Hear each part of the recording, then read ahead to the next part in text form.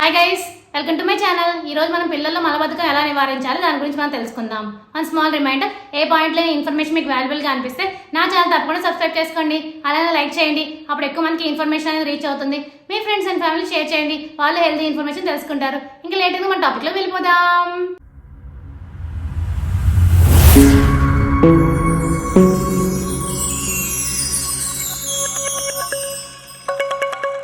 చిన్నపిల్లల్లో కనిపించే ఆరోగ్య సమస్యల్లో మలబద్ధకం ఒకటి. సరైన శారీరక శ్రమ లేకపోవడం, ఎక్కువసేపు ఒకే చోట కూర్చోవడం వల్ల, ద్రవ పదార్థాలు ఎక్కువగా తీసుకోపోవడం, జంక్ ఫుడ్ ఎక్కువగా తీసుకోవడం, రాత్రిపూట ఆలస్యంగా భోజనం చేయడం వల్ల ఈ సమస్య అనేది వస్తుంది. దీన్ని కొన్ని చిట్కాలతో అధిగమించవచ్చు. అవేంటో ఇప్పుడు మనం తెలుసుకుందాం. చిన్నారులతో నీరు అలాగే ఇతర ద్రవాలను ఎక్కువగా తాగించాలి.